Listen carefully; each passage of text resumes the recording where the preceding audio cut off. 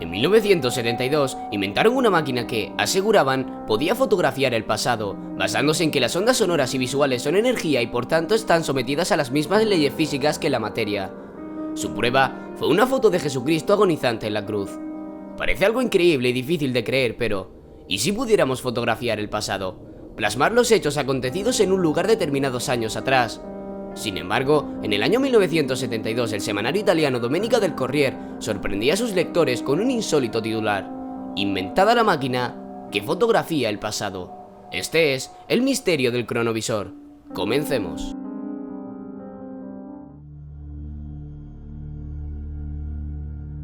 La noticia era increíble y afirmaba que un equipo de 12 físicos, encabezados por un monje, había creado un artefacto capaz de fotografiar el pasado y que incluso había registrado la vida entera de Cristo, y demostraban tan inaudito anuncio con una imagen del rostro sufriente de Jesús en la crucifixión. Esta es la fotografía mencionada. Los fundamentos de este descubrimiento se basan en el conocido principio de la física clásica, según el cual la energía no se crea ni se destruye, solo se transforma. El inventor del aparato, Alfredo Pellegrino Ernetti, un benedictino, aseguraba haber construido su máquina basándose en el concepto de que las ondas sonoras y visuales son energía y, por tanto, están sometidas a las mismas leyes físicas que la materia.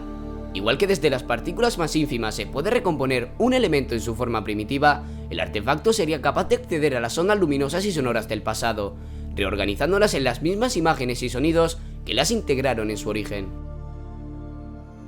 Cuesta creer que un hombre de la elevada talla intelectual y moral de Alfredo Pellegrino Ernetti se involucrara en un fraude tan burdo.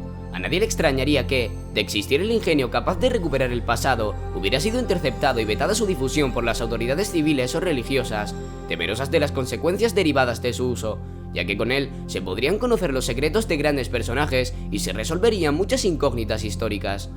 Como afirmaron algunos, sería posible, por ejemplo, contemplar los supuestos milagros de Jesús. Pero, ¿y si se descubriera, por ejemplo, que tales prodigios no sucedieron tal como nos han contado, sino que fueron inventados por sus discípulos? Entonces, se produciría una crisis religiosa sin precedentes.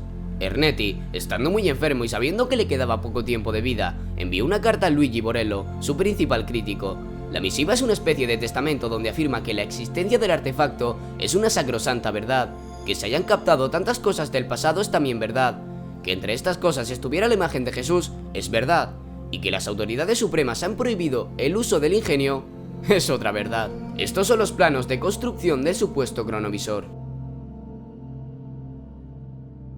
Nuestro Cristo fue captado en 1953, mientras que el de Colevalenza fue realizado 6 años más tarde. Podemos pensar que era la palabra de un moribundo, la confesión de un religioso a otro, sin embargo demostrar incoherencias difícilmente refutables. La fundadora del santuario de Colevalenza resultó ser una mística estigmatizada. La obra obedecía a sus visiones, lo cual podía confirmar la validez de la evidencia presentada por Ernetti, de no ser porque el crucifijo, en realidad, data de 1930. Esta es una impactante fotografía que, según el cronovisor, capta un momento de la vida de Jesús. Por cierto, ¿cómo es posible que la instantánea de Jesús sea de 1953 si el propio monje declaró que fue en 1963 cuando reunió al equipo que iba a ayudarle a construir la máquina? Pero, ¿por qué la iglesia y los servicios secretos italianos se involucraron en algo que no era más que un delirio? Aún más importante, ¿por qué, en 1988, el Vaticano emitió un decreto según el cual serán excomulgados todos aquellos que capten o divulguen con cualquier instrumento técnico acontecimientos pasados?